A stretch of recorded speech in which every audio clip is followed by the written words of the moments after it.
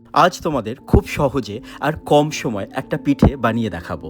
কিন্তু তার আগে আমার তোমাদের কাছে একটা অনুরোধ আছে। ফেসবুকে এই প্রোফাইলটি ফেক। আমার ফটো আর ভিডিও ব্যবহার করা হচ্ছে।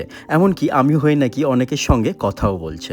তোমরা প্লিজ এই প্রোফাইলটিকে রিপোর্ট করো আর আমার কি করণীয় সেটাও জানিও। এই প্রোফাইলটা ফেসবুকে আমার একমাত্র প্রোফাইল।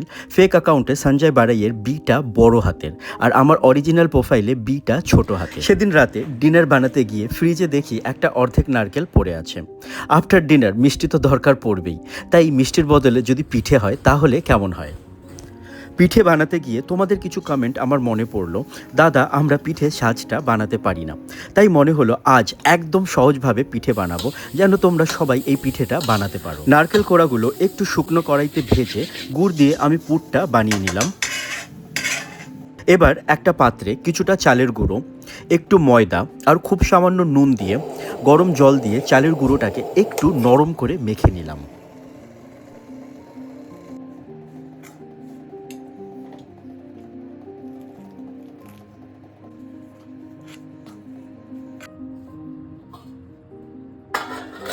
এবার কোনো ঝামেলায় না গিয়ে একটু চালের গুঁড়ো মাখাটা নিয়ে একটু লেচির মতো করে ভেতরে নারকেলের পুরটা ভরে মুইঠা বা মুঠোর মতো করে নিলাম।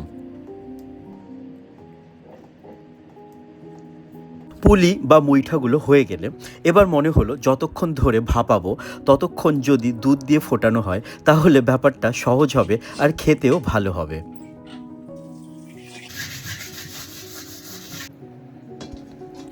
তাই পুর বানানোর কড়াইটা আবার ধুয়ে ওটায় দুধ বসিয়ে দিলাম। আমি পায়েস বা পিঠে বানালে দুধ ফোটানোর সময় শটটাকে পাশে ঠেলে দিই, অনেকটা সেই রাবড়ি বানানোর মতো। তোমরাও এটা করো কিনা আমাকে কমেন্টে জানিও। দুধটা ফুটে উঠলে পরে এবার মুইঠা বা পুলিগুলো দিয়ে দেবো। দুধে গুড় বা চিনি কিন্তু একদম লাস্টে দেব। আমার কাছে ওই মুহূর্তে পাটালি ছিল না, তাই আমি চিনি দিলাম। তোমরা চাইলে পাটালি গুড় দিতে পারো, খেতে ভালোই হবে। কি মনে হচ্ছে আমার এই চটজলদি বানানো পিঠে খেতে কেমন হবে?